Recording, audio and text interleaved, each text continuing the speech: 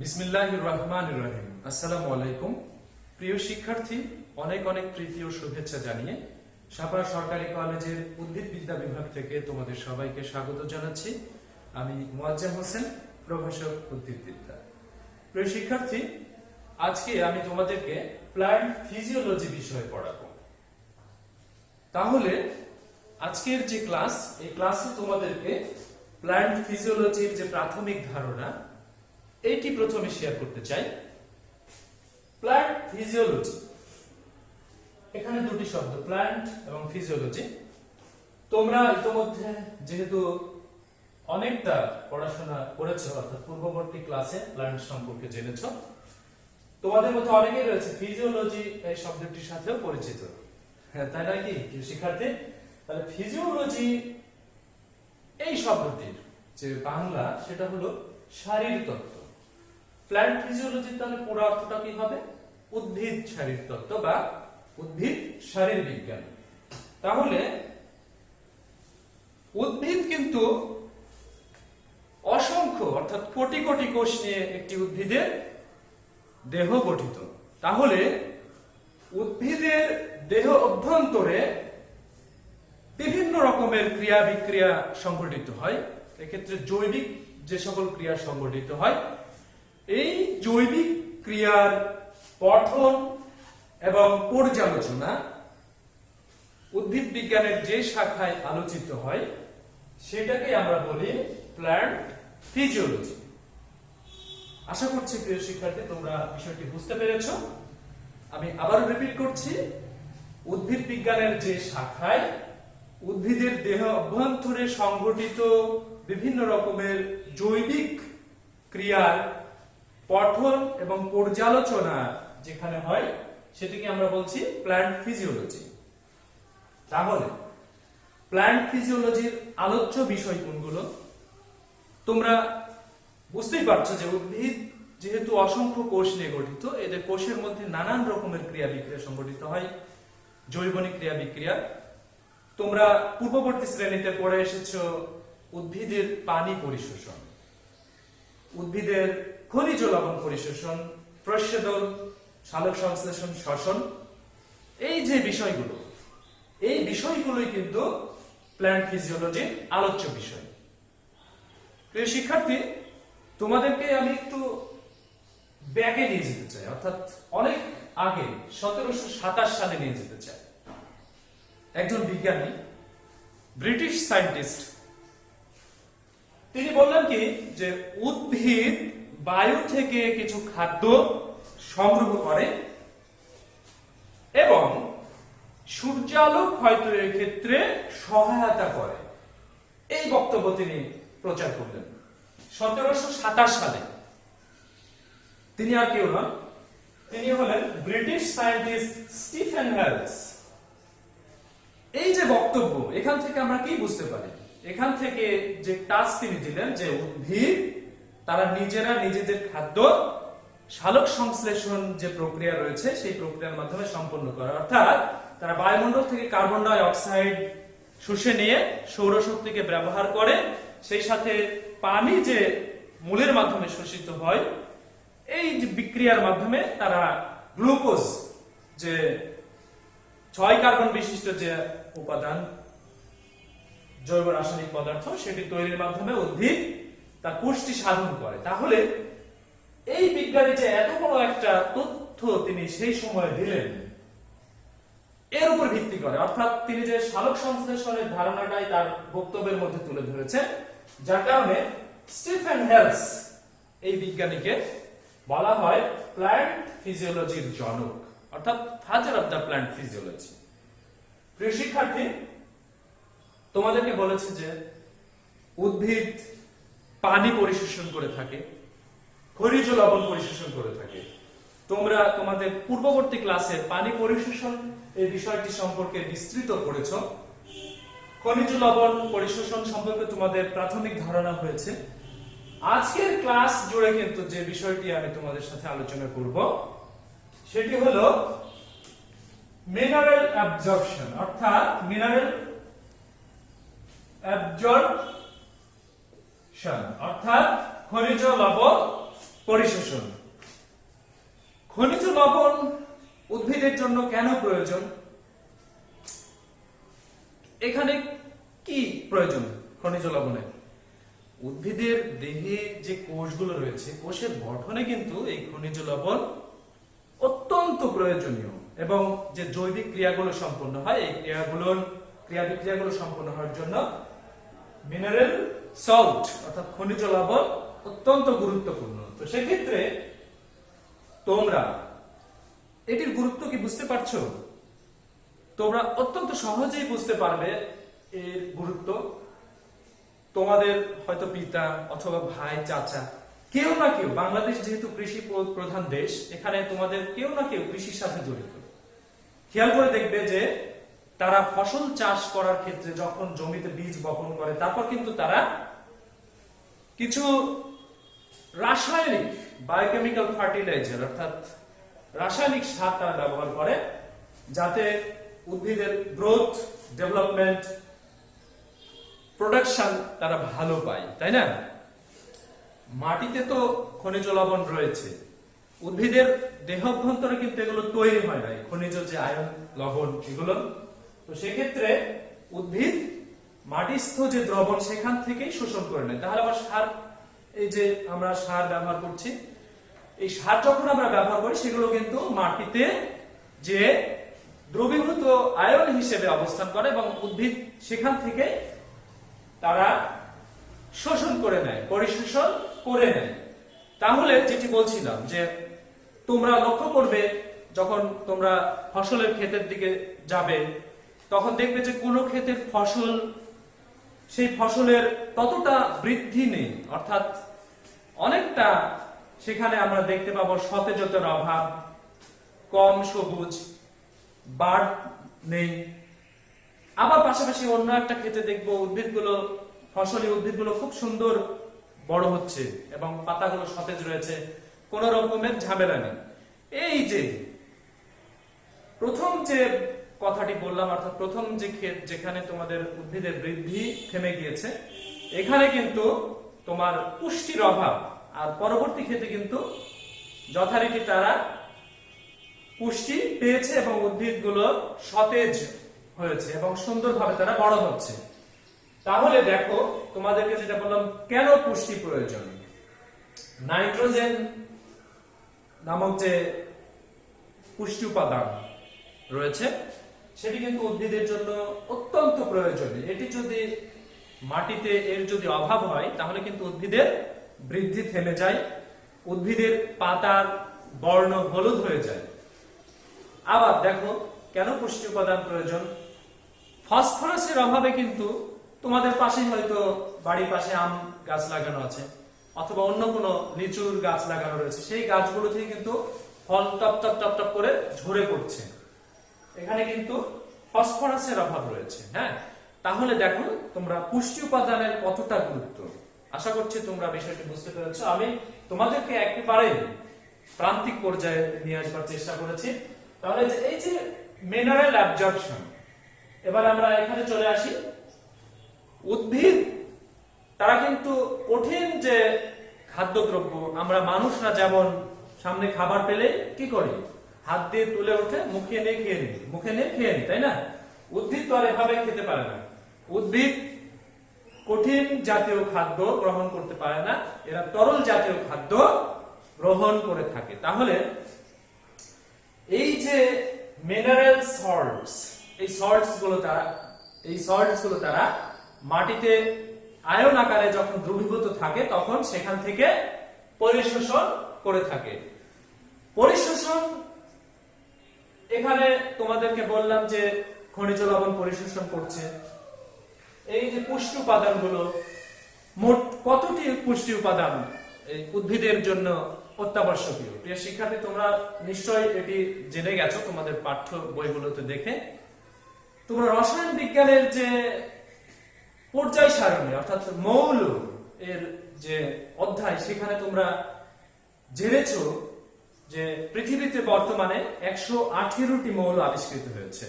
এর মধ্যে এই 118টি মৌলের মধ্যে 17টি মৌল উপাদান যেগুলো উদ্ভিদের পুষ্টির জন্য অত্যাবশ্যকীয়। এটি বিজ্ঞানীরা বিভিন্ন পরীক্ষা নিরীক্ষার মাধ্যমে আবিষ্কার করেছে। তাহলে কতটি পুষ্টি উপাদান বললাম? 17টি পুষ্টি উপাদান। প্রিয় শিক্ষার্থী, এই 17টি পুষ্টি উপাদান যদি কোনো একটির ঘাটতি হয়, সেক্ষেত্রে উদ্ভিদের কি হবে? তার বৃদ্ধিতে সমস্যা হবে, তার প্রজননের সমস্যা হবে, নানাবিধ যে সমস্যাগুলো সবগুলোই সৃষ্টি হবে। তো এই 17টি যে পুষ্টি উপাদান রয়েছে, এই পুষ্টি উপাদানগুলো তোমাদেরকে কিন্তু মনে রাখতে হবে, অত্যাবশ্যকীয় পুষ্টি উপাদান। আমরা একটা গল্প শুনবো এবার।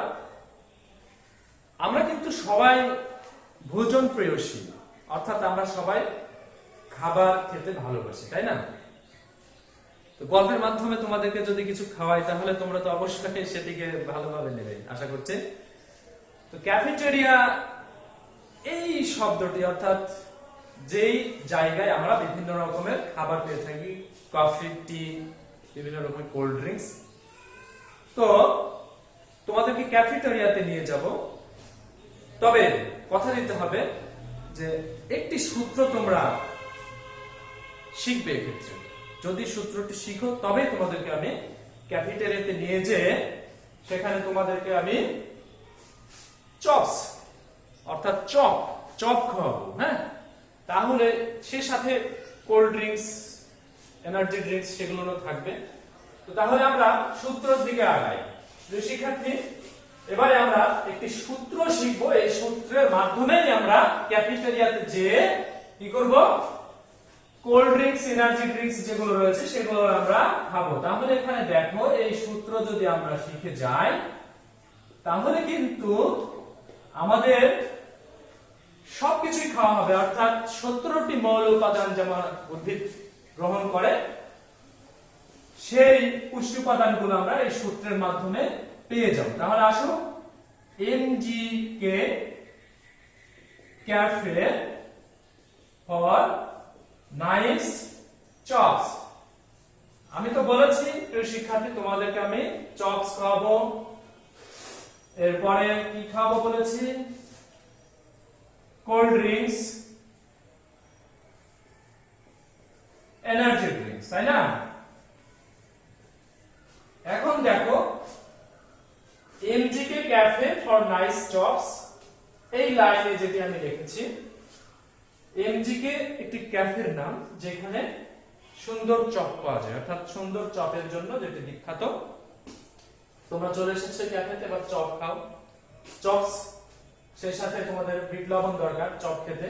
এরপরে তোমাদেরকে কোল্ড ড্রিঙ্কস খাওয়াচ্ছে এবং এনার্জি ড্রিঙ্কস। হ্যাঁ, এবার দেখো, আমরা এই সূত্রের মাধ্যমে উদ্ভিদ যে 17টি পুষ্টি উপাদান গ্রহণ করে থাকে মাটিস্থ দ্রবণ থেকে, সেইগুলো আমরা পেয়ে গিয়েছি। প্রিয় শিক্ষার্থী, সূত্রটি কি মজা নয় কি? এখানে দেখো, এমজি তে ম্যাগনেসিয়াম, কে তে পটাশিয়াম, সি এ তে calcium, F A ferrous, nitrogen, carbon, hydrogen, oxygen, phosphorus, sulphur. এখানে sodium, chlorine, manganese, zinc, molybdenum, copper এবং বোরন। তাহলে এখানে দেখো, এই লাইনে 10টি রয়েছে উপাদান, আর এই লাইনে 60টি রয়েছে। তাহলে টোটাল উপাদানের সংখ্যা, পুষ্টি উপাদানের সংখ্যা কত দাঁড়ালো? 10। তাহলে এই সূত্রের মাধ্যমে আমাদের কিন্তু ক্যাফেটেরিয়াতেও আমরা যেমন যেতে পারলাম, চপ খেতে পারলাম, এখানে সফট ড্রিঙ্কস, এনার্জি ড্রিঙ্কস সবকিছুই আমরা খেতে পারলাম। তো শিক্ষার্থী, তাহলে এই যে 17টি মৌল উপাদান, এদেরকে আবার কিন্তু দুই ভাগে ভাগ করা যায়। একটি হলো ম্যাক্রোনিউট্রিয়েন্টস, আরেকটি হলো মাইক্রোনিউট্রিয়েন্টস। তাহলে যে সকল পুষ্টি উপাদান উদ্ভিদের দেহে জৈবিক ক্রিয়া সম্পন্ন করার ক্ষেত্রে বেশি পরিমাণে ব্যবহৃত হয়, সেগুলোকে আমরা বলি ম্যাক্রোনিউট্রিয়েন্টস। এখানে দেখো, উপরের লাইনে, এই সূত্রের উপরের লাইনে 10টি মৌল উপাদান রয়েছে, পুষ্টি উপাদান, সেটাকে আমরা এই ম্যাক্রোনিউট্রিয়েন্টস এর মধ্যে অন্তর্ভুক্ত করি।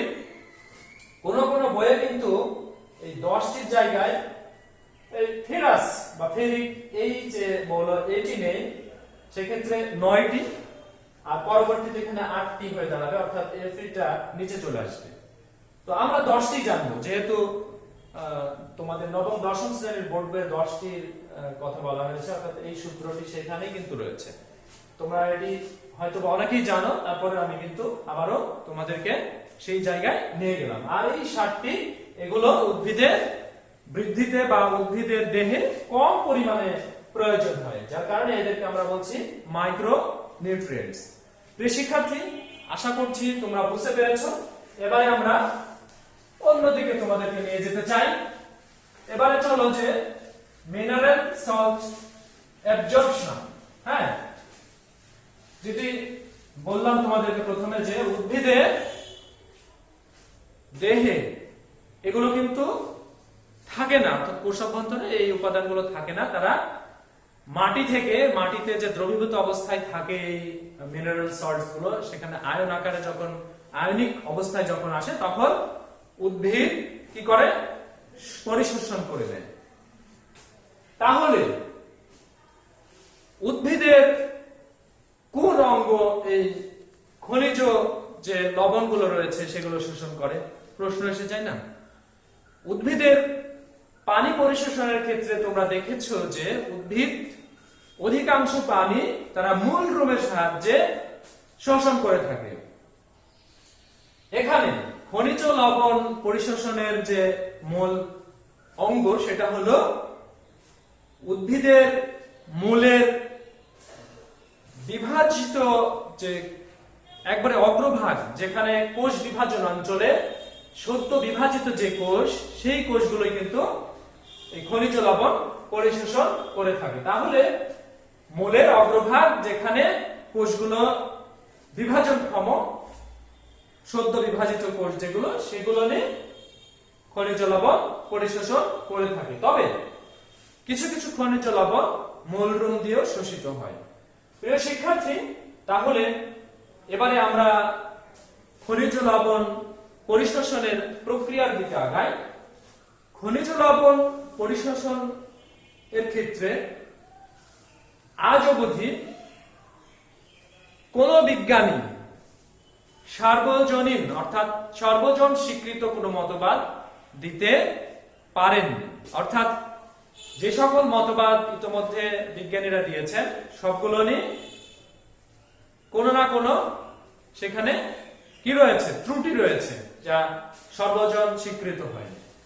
তারপরেও প্রাথমিকভাবে আমরা যদি উদ্ভিদের লবণ পরিশোষণকে ভাগ করি, তাহলে দুই ভাগে ভাগ করা যায়। 1 নম্বর নিষ্ক্রিয় পরিশোষণ, 2 নম্বর সক্রিয় পরিশোষণ। তাহলে নিষ্ক্রিয় পরিশোষণকে আমরা ইংরেজিতে প্যাসিভ অবজর্পশন বলে থাকি। প্যাসিভ অ্যাবজর্পশন সংক্ষেপ করে দিলাম। সক্রিয় পরিশোষণকে অ্যাক্টিভ অ্যাবজর্পশন বলা হয়। এখানে নিষ্ক্রিয় পরিশোষণ এবং সক্রিয় পরিশোষণ, এই দুইটি যে পদ্ধতি রয়েছে, সেটি কি করে হয়, বা এর সংজ্ঞাটাই কি, বা এটাকে কিভাবে আমরা বুঝবো? নিষ্ক্রিয় পরিশোষণ আমরা বলবো, এক্ষেত্রে শ্বসনিক যে শক্তি বা বিপাকীয় শক্তি আমরা যেটাই বলি, এই শক্তির যদি উপস্থিতি ছাড়াই, অর্থাৎ শ্বসনিক বা বিপাকীয় শক্তিকে ব্যতি রেখেই যে পরিশোষণ সম্পন্ন হয়, সেটাকে আমরা বলি নিষ্ক্রিয় পরিশোষণ। অর্থাৎ এখানে শ্বসনিক বা বিপাকীয় শক্তির প্রয়োজন নেই। সক্রিয় পরিশোষণের ক্ষেত্রে বা অ্যাক্টিভ অ্যাবজর্পশনের ক্ষেত্রে ভিন্ন চিত্র। অর্থাৎ এখানে যে পরিশোষণ প্রক্রিয়া শ্বসনিক শক্তি বা বিপাকীয় শক্তির অংশগ্রহণে, অর্থাৎ উপস্থিতিতে সম্পন্ন হয়, সেটাকে আমরা বলছি সক্রিয় পরিশোষণ। ধরো এখানে যদি তোমাদেরকে একটু অন্যদিকে নিয়ে যায়, অর্থাৎ বলি যে আমরা কিন্তু সবাই ঘুরতে ভালোবাসি। সেক্ষেত্রে তোমরা কয়েক বন্ধু মিলে নদীর ধারে বেড়াতে গিয়েছো। তো যখন তোমরা নদীর ধারে বেড়াতে গিয়েছো, দেখছো যে ওখানে নৌকা যোগে বিভিন্ন জায়গায় যাওয়া যায়। নদীটা উত্তর দক্ষিণ বরাবর প্রবাহিত। তোমরা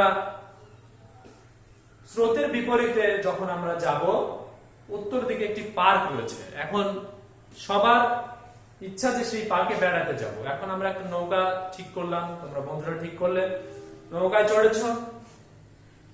আমরা যখন স্রোতের বিপরীতে যাব তখন কি হবে? অবশ্যই ইঞ্জিন, ফুয়েল চালিত যে ইঞ্জিন, সেটি শক্তি ব্যবহার করতে হবে।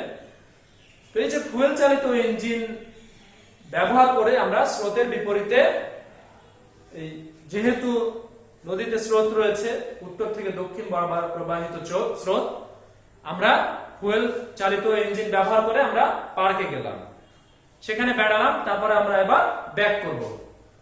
এখন আসার পথে মাঝি কি করলেন, নদীতে স্রোত আরো বেড়ে গিয়েছে, তখন সে ইঞ্জিন না চালিয়ে সে শুধু হাল ব্যবহার করে আবার আমাদের যেই পয়েন্ট থেকে আমরা উঠেছি সেখানে নিয়ে চলে আসলো।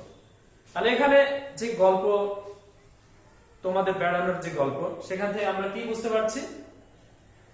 প্রথমে আমরা যখন স্রোতের বিপরীতে গেলাম তখন শক্তি ব্যয় হলো, ফুয়েল, এনার্জি।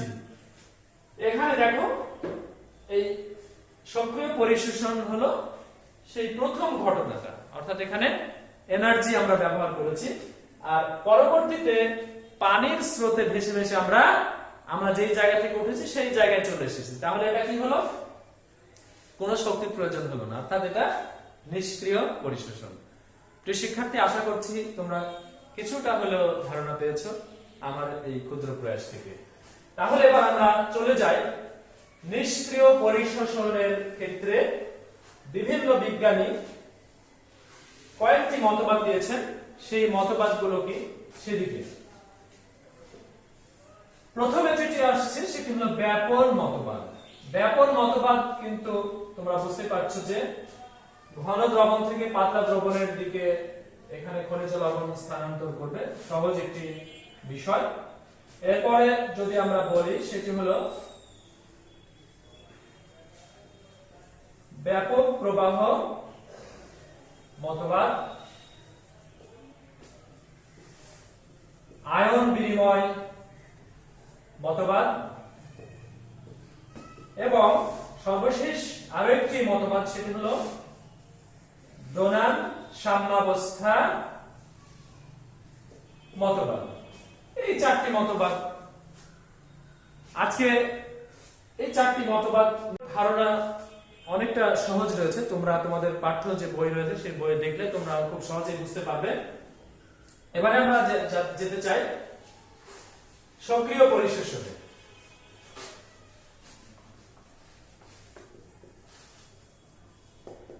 সক্রিয় পরিশোষণ, সক্রিয় পরিশোষণের ক্ষেত্রেও বেশ কয়েকটি মতবাদ প্রচলিত রয়েছে।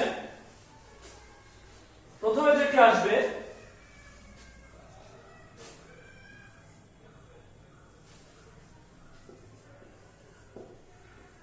আয়ন বাহক মতবাদ, লুন্ডেগার্ডের মতবাদ,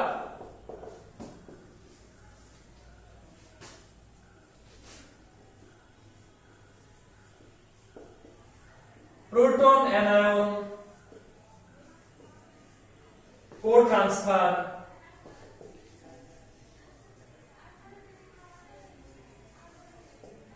মতবাদ। এরপরে বেনেট ক্লার্কের লেসিথিন মতবাদ, লেসিথিন বাহক মতবাদ, এবং সর্বশেষ যে তোমাদের আরো একটি মতবাদ রয়েছে সেটি হলো এপিস্টিন। এপিস্টিন নামক একজন বিজ্ঞানী, তিনি দিয়েছেন এপিস্টিনের প্রোটিন বাহক মতবাদ। তাহলে প্রিয় শিক্ষার্থী, আশা করছি তোমরা বুঝতে পেরেছো যে সক্রিয় পরিশোষণের ক্ষেত্রে যে মতবাদগুলো বিজ্ঞানীরা দিয়েছেন, এই যে 5টি মতবাদ, এগুলো অত্যন্ত সমালোচিত আলোচিত মতবাদ, যার কারণে এখানে আমরা পাঠ্যপুস্তক পেয়েছি। তো এবারে এই 5টির মধ্যে সবচেয়ে যেটি গুরুত্বপূর্ণ মতবাদ সেটি নিয়ে কিন্তু তোমাদের সাথে আলোচনা করব। সেটি হলো এখানে 2 নম্বরে দেখো যে লুন্ডেগার্ডের মতবাদ। লুন্ডেগার্ডের মতবাদ, এই মতবাদটি বিজ্ঞানী এইচ লুন্ডেগার্ড তিনি দিয়েছেন 1954 সালে। বিজ্ঞানী এইচ লুন্ডেগার্ড এবং বার্ডস্ট্রম তারা এই মতবাদটি দিয়েছেন। এইচ লুন্ডেগার্ড তিনি অ্যানায়ন পরিশোষিত হয় সক্রিয়ভাবে এটি পর্যবেক্ষণ করেছিলেন প্রথমে। তিনি বিশুদ্ধ পানিতে উদ্ভিদকে ডুবিয়ে রাখবার পর সেখান থেকে তুলে যখন তিনি কি করলেন, লবণ দ্রবণে সেটিকে আবার ডুবালেন, তখন তিনি দেখতে পেলেন যে উদ্ভিদের কি হচ্ছে, উদ্ভিদের শ্বসনের হার সেটি অনেকটা বৃদ্ধি পাচ্ছে, অর্থাৎ উদ্ভিদের শ্বসনের হার বেড়ে যাচ্ছে। আর এই শ্বসনের হার বেড়ে যাওয়ার ঘটনা বা এই শ্বসনকে তিনি বললেন সল্ট অ্যাবজর্পশন, লবণ, সল্ট রেসপিরেশন, লবণ শ্বসন বা অ্যানায়ন রেসপিরেশন, অ্যানায়ন রেসপিরেশন। তো বিজ্ঞানী লুন্ডেগার্ডের এই যে মতবাদ, এইটি কিন্তু 3টি ধারণার উপর প্রতিষ্ঠিত। প্রথমত যে ধারণা সেটি হলো যে কোষ ঝিল্লি বা প্লাজমা মেমব্রেনে সাইটোক্রোম পাম্পের মাধ্যমে অ্যানায়ন শোষিত হয়ে কোষ অভ্যন্তরে প্রবেশ করে। দ্বিতীয় ধারণা, এক্ষেত্রে প্লাজমা মেমব্রেন বা কোষ ঝিল্লির বহিস্থ দ্রবণে বা বহিস্থ তলে কি থাকতে হবে, অক্সিজেনের উপস্থিতি থাকতে হবে। আর আরেকটি যে ধারণা, দ্বিতীয় ধারণাটা হলো যে অ্যানায়ন শোষিত হওয়ার সাথে সাথে ক্যাটায়নটাও নিষ্ক্রিয়ভাবে কোষ অভ্যন্তরে শোষিত হয়ে যাবে। তো এই 3টি ধারণার উপর লুন্ডেগার্ডের এই মতবাদটা প্রতিষ্ঠিত। তাহলে লুন্ডেগার্ডের যে মতবাদ তিনি দিয়েছেন, এই মতবাদকে আমরা যদি ব্যাখ্যা করতে চাই তাহলে তোমাদেরকে একটি চিত্র বুঝতে হবে। আমি তোমাদের প্রথমেই বলেছি উদ্ভিদের যে মূল রয়েছে, মূলের অগ্রভাগ, এখানে দেখো একটি চিত্র অঙ্কন করবার চেষ্টা করলাম। এখানে আরেকটি চিত্র তোমাদের জন্য অঙ্কন করি। যদি ডায়াগ্রামেটিক ফিগার আঁকবার চেষ্টা করছি।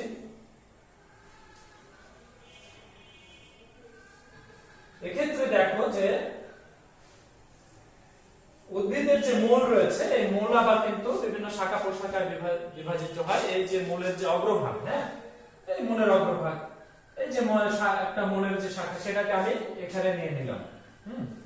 আমরা যখন লঙ্গিটিউডিনাল ট্রান্সভার্স সেকশন নয়, এটি এলএস সেকশন, লঙ্গিটিউডিনাল সেকশন নিব, তখন কিন্তু আমরা দেখতে পাবো যে কোষগুলো, অর্থাৎ বিভাজনরত যে কোষ, সেইগুলো এই অবস্থায় আমরা দেখতে পাবো। যখন এই অবস্থায় দেখতে পাবো, অর্থাৎ এই অবস্থায় যে কোষগুলো আমরা এখানে দেখছি, যে এই কোষগুলো অর্থাৎ মূলের অগ্রভাগের যে বিভাজন অঞ্চল, সদ্য বিভাজিত কোষগুলো আমাদের কি করছে, আয়ন পরিশোষণ করছে, তাই না? তাহলে বিজ্ঞানী লুন্ডেগার্ডের মতবাদ যখন আমরা ব্যাখ্যা করতে যাব, যে তিনি বললেন যে প্লাজমা ঝিল্লির মাধ্যমে সেখানে সাইটোক্রোম রয়েছে, সেই সাইটোক্রোম চেইনের মাধ্যমে অ্যানায়ন পরিশোষিত হয়। তাহলে এখান থেকে আমরা যদি, এখানে একাধিক কোষ দেখিয়েছি, এখান থেকে একটা যদি কোষ আমি নিয়ে নিই, তাহলে কি দাঁড়াবে? তোমরা কোষের চিত্র অনেকবার হয়তো অঙ্কন করেছো বা দেখেছো বইয়ে, পাঠ্য বইয়ে। এখানে দেখো তোমাদেরকে বোঝানোর জন্য কিন্তু ডায়াগ্রামেটিক ফিগার আমি অঙ্কন করার চেষ্টা করছি এবং কিছুটা হলো দ্রুত করার চেষ্টা করছি। তো এখানে দেখো যে এই যে কোষ প্রাচীরে কিন্তু অসংখ্য কি থাকে, পিট থাকে, মানে গর্ত থাকে, সেগুলো দিয়ে অনায়াসে বাহিরের যে মাটিস্থ দ্রবণগুলো কোষের ভিতর চলাচল করতে পারে। কিন্তু প্লাজমা মেমব্রেন যেটা, এটা কিন্তু সব উপাদানের জন্য কি ভেদ্য নয়, এটি কিন্তু সেমি পারমিয়েবল, অর্থাৎ ভেদ্য পর্দা। এখানে দেখো যে তোমরা প্লাজমা মেমব্রেনকে কি দেখতে পাচ্ছ যে একটি স্তর। আসলে বাস্তবে কি তাই? বাস্তবে কিন্তু তাই নয়। আমরা সবাই জানি যে প্লাজমা মেমব্রেনের যে গঠন, এটি দ্বিস্তর বিশিষ্ট। তোমাদেরকে যখন কোষের যে গঠন সম্পর্কে যখন পড়িয়েছি, তখন কিন্তু বলেছি যে সিঙ্গার এবং নিকলসন নামক দুইজন বিজ্ঞানী একটি মডেল দিয়েছিলেন। তোমরা কি মনে করতে পারছো সেই মডেলটির নাম? আশা করছি তোমরা পারবে, কিন্তু যেহেতু অনেক দূরে রয়েছে বলবার সুযোগ নেই। ফ্লুইড মোজাইক মডেল, তাই না? এই ফ্লুইড মোজাইক মডেলে তিনি কি দেখালেন যে প্লাজমা মেমব্রেন দ্বিস্তর বিশিষ্ট। তাহলে এখানে যদি এই চিত্রগুলো, এই চিত্র এখানে ভ্যানিশ করে দিলাম।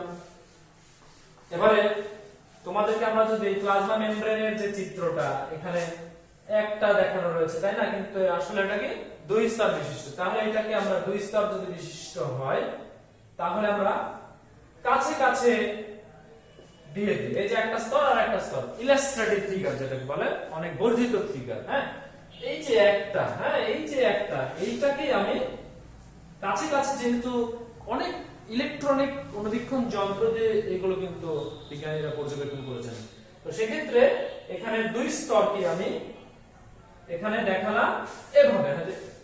এখানে একটা স্তর, এখানে আর একটা স্তর, এটা ভিতরের স্তর, কোষের ভিতরের স্তর, এটা বাহিরের স্তর। তাহলে এখানে ফসফোলিপিড গুলো এইভাবে হাইড্রোজেন লেজ, হাইড্রোজেন লেজ, হাইড্রোজেন লেজ, হাইড্রোজেন লেজ, তাহলে এখানে আবার ফসফোলিপিড দেখালাম। হ্যাঁ, তো এইভাবে কি হয় যে দুইটা স্তরে ফ্লুইড মোজাইক যে মডেল, এই মডেল অনুযায়ী কোষ ঝিল্লি বা প্লাজমা মেমব্রেন গঠিত। আর এই কোষ ঝিল্লি, হ্যাঁ, এখানেই তোমার সাইটোক্রোম যে বাহক সেটি অবস্থান করে এবং সেটি তোমাদের কি করে যে অ্যানায়নকে কোষ অভ্যন্তরে প্রবেশ করায়, সাইটোক্রোম বাহক। তো এখানে দেখো যে দুইটা, আমরা যদি প্লাজমা মেমব্রেনের একটা স্তর, এটা ভিতরের স্তর, এটা বাহিরের স্তর, ভিতরের স্তরের কাছে কি ভিতরের তল এবং বাহিরের স্তর যেটা এই এখানে এই লেয়ারের কাছে কি হবে বাহিরের তল। এই ছবিটাকে আমরা আরেকটু বড় করে তোমাদেরকে দেখাবো, তাহলে তোমরা লুন্ডেগার্ড যে ব্যাখ্যা করেছেন তার এই মতবাদ সেটি বুঝতে পারবে। এই ছবিটাকে এবার আমরা আরো বড় করব। এই যে দেখতে পাচ্ছ, এটাকে আমি এই স্তরটাকে এই জায়গায় নিলাম, এই পজিশনে, আর এই যে স্তর এটাকে এই পজিশনে নিলাম। এবারে আমরা লুন্ডেগার্ডের মতবাদ, তিনি যে মতবাদটি দিয়েছেন সেখানে তিনি কি বলেছেন সেটি নিয়ে বিস্তৃত আলোচনা করব। তাহলে আমাদের এটা কি প্লাজমা মেমব্রেনের দুইটা স্তর, এটা কি হবে কোষের বাহিরের অংশ, এটি বাহিরের অঞ্চল, কোষের বাহির, এখানে কি থাকবে বহিস্থ দ্রবণ থাকবে। হ্যাঁ, আর এইটা হবে কি তাহলে কোষ অভ্যন্তর। আশা করছি তোমরা বুঝতে পারছো। তাহলে লুন্ডেগার্ড এর মতবাদের ক্ষেত্রে তিনি যে ধারণা দিয়েছেন, তিনি কোষ ঝিল্লির ভিতরের তলে, তিনি যেটি বলেছেন যে কোষ ঝিল্লির ভিতরের তলে ডিহাইড্রোজিনেজ রিঅ্যাকশন সম্পন্ন হয়। এখানে হাইড্রোজেন ভেঙে যায়, ডিহাইড্রোজিনেজ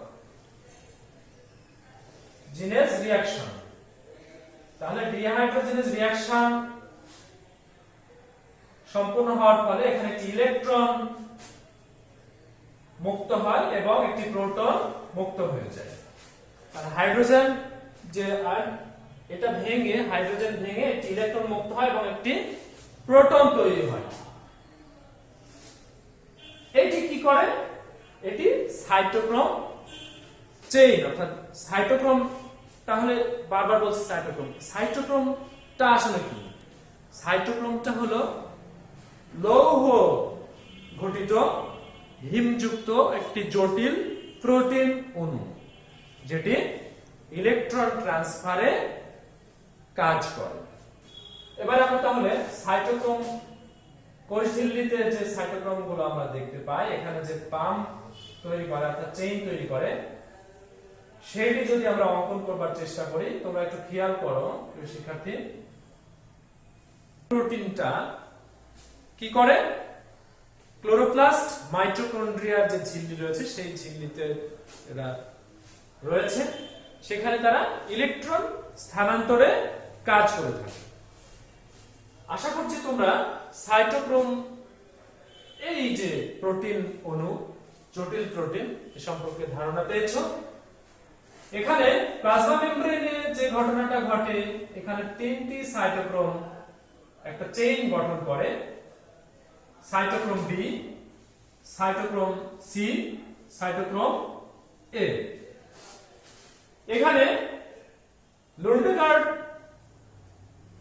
তার মতবাদকে যেভাবে ব্যাখ্যা করেছেন,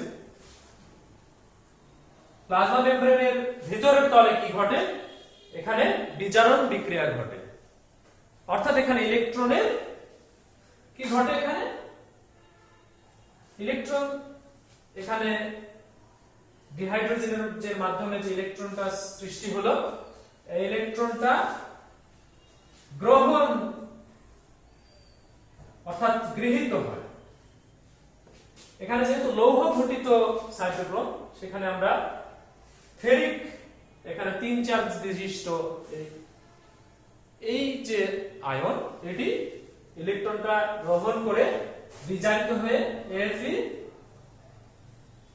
প্লাস প্লাস অর্থাৎ 2 চার্জ বিশিষ্ট আয়নে পরিণত হলো। তাহলে এখানে যে ইলেকট্রনটা, এই ইলেকট্রনটা Fe3+ গ্রহণ করলো এবং এটি বিজারিত হয়ে Fe2+ এ পরিণত হলো। এই ইলেকট্রনটা সাইটোক্রোম বি থেকে সাইটোক্রোম সি তে চলে আসবে এই Fe2+ এর মাধ্যমে। তাহলে এখানে ইলেকট্রনটা এখান থেকে এইভাবে এই পর্যন্ত আসলো, এখান থেকে এবার আবার এই সাইটোক্রোম এ এখানে চলে আসবে, অর্থাৎ Fe++2+। এরপরে যেটা ঘটবে সেটা হলো এখানে এসে ইলেকট্রনটা কি হবে? মুক্ত হয়ে যাবে। ইলেকট্রন মুক্ত করে দিয়ে অর্থাৎ ইলেকট্রনটা ছেড়ে দিলে তাহলে এখানে কি হবে? জারণ বিক্রিয়া সম্পন্ন হবে। প্লাজমা মেমব্রেনের বহির্তলে জারণ বিক্রিয়া সম্পন্ন হবে, আর ভিতরের তলে আমরা দেখিয়েছি বিজারণ বিক্রিয়া। এখানে যেটা হবে, এখানে আবার 3 চার্জ বিশিষ্ট ফেরিক আয়নে পরিণত হলো, আর ইলেকট্রনটা মুক্ত হয়ে গেল। এবার আমরা কিন্তু এখানে ইলেকট্রনের যে প্রবাহ অর্থাৎ ভিতরের তল থেকে ইলেকট্রনটা কিভাবে বাহিরের তলে এসে পৌঁছালো সেটা জানলাম। এবারে অ্যানায়নটা এই ফেরিক 3+ এই আয়নের সাথে যুক্ত হয়ে যাবে। এই যে এখান থেকে এসে এই ভিতরে আসলো, এখান থেকে এসে ফেরিক 3 চার্জ বিশিষ্ট এই আয়নের সাথে যুক্ত হয়ে এখানে এসে যুক্ত হলো। এবারে তাহলে এটা কি করবে? এই অবস্থানে চলে যাবে। দেখো, খেয়াল করে দেখো, 3+। এরপরে এখান থেকে আবার এই অবস্থানে চলে আসবে। তাহলে এখানে অ্যানায়নটা চলে আসলো, এরপরে অ্যানায়নটা এই অবস্থানে আসবে এবং এখান থেকে কি ঘটনা ঘটবে? এখান থেকে সরাসরি কোষ অভ্যন্তরে প্রবেশ করবে। প্রিয় শিক্ষার্থী, তোমরা নিশ্চয়ই বুঝতে পেরেছো, এখানে প্রথমে ইলেকট্রনটা ভিতরের তল থেকে বাহিরের তলে আসলো এবং অ্যানায়নটা কি করলো, এই ফেরিক 3 চার্জ বিশিষ্ট ফেরিক আয়নের সাথে এটা কোষ অভ্যন্তরে অ্যানায়ন প্রবেশ করলো। তারপরে যে ঘটনাটা ঘটবে, এখানে যে প্রোটন আয়ন মুক্ত হয়েছে, এই প্রোটন আয়নটা এই প্লাজমা মেমব্রেনের বহির্তলে চলে আসবে। এখানে এসে প্রথমে কিন্তু আমি বলেছিলাম যে প্লাজমা মেমব্রেনের যে বহির্তল রয়েছে সেখানে অক্সিজেনের উপস্থিতি প্রয়োজন। এখানে খুব নগণ্য পরিমাণ অক্সিজেন সেটি প্লাজমা মেমব্রেনের মধ্যে প্রবেশ করে এখানে এই প্রোটনের সাথে এবং ইলেকট্রন এখানে যুক্ত হয়ে এখানে পানির সৃষ্টি করবে, এই যেটি এখানে দেখানো হয়েছে। এইভাবে কিন্তু সক্রিয়ভাবে অ্যানায়নের পরিশোষণ ঘটলো। তখন কোষের ভিতরে কি ঘটনা দাঁড়াবে, সেখানে অ্যানায়ন অর্থাৎ ঋণাত্মক চার্জ এই উপাদানটা বেড়ে যাবে।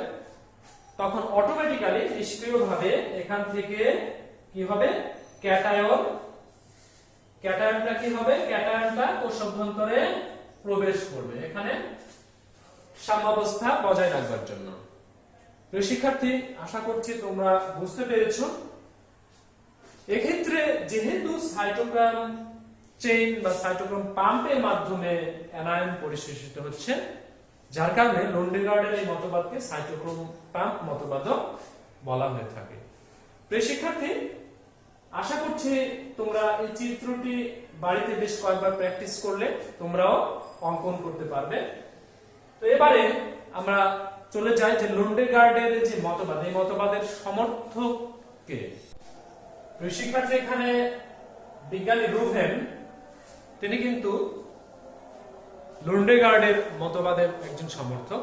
তিনি 1955 সালে এসে কি করলেন, একটি পরীক্ষা চালালেন নিটেলা এবং হাইড্রোডিকটিয়ন নামক দুটি শৈবালে।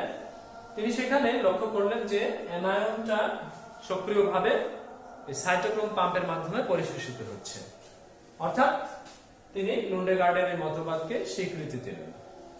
এবারে আমরা যাই লন্ডেগার্ডের মতবাদের যে সমালোচনা রয়েছে সেই দিকে। লন্ডেগার্ড তিনি সক্রিয় শ্বসনের ক্ষেত্রে যেখানে বিপাকীয় শক্তি বা শ্বসনিক শক্তি অর্থাৎ এটিপি খরচ হয়, এই যে তিনি মতবাদটা দিয়েছেন, এখানে তিনি এটিপির যে খরচ অর্থাৎ শক্তির যে খরচ সেটি কিন্তু তিনি এখানে দেখান। এটি দুর্বলতা। এরপরে যদি আমরা আসি, তিনি অ্যানায়ন পরিশোষণ দেখিয়েছেন সক্রিয়ভাবে, কিন্তু ক্যাটায়নের যে পরিশোষণ সেটি কিন্তু স্পষ্ট করেননি এখানে তার এই মতবাদে। আরেকটি দুর্বলতা এটি। আবার তিনি বলছেন যে অ্যানায়ন পরিশোষণের ফলে শ্বসনিক হার বৃদ্ধি পায়, অথচ এপিস্টেন নামক একজন বিজ্ঞানী, তার সাথে হেনরি আরেকজন বিজ্ঞানী, তারা দেখিয়েছেন যে ক্যাটায়ন পরিশোষণ এর মাধ্যমেও শ্বসনের হার বৃদ্ধি পায়। এখানে তিনি সাইটোক্রোম চেইন দেখিয়েছেন, সাইটোক্রোম পাম্পের কথা বলেছেন। সাইটোক্রোমের উপস্থিতি, এটি আরো একটি দুর্বলতা যেটি, সেটি হলো যে সাইটোক্রোমের উপস্থিতি কিন্তু ক্লোরোপ্লাস্ট এবং মাইটোকন্ড্রিয়ার যে ঝিল্লি রয়েছে সেখানে এদের উপস্থিতি প্রমাণ পাওয়া গিয়েছে, কিন্তু প্লাজমা মেমব্রেন বা কোষ ঝিল্লিতে যে সাইটোক্রোম রয়েছে এটি কিন্তু প্রমাণ করতে পারেননি তিনি।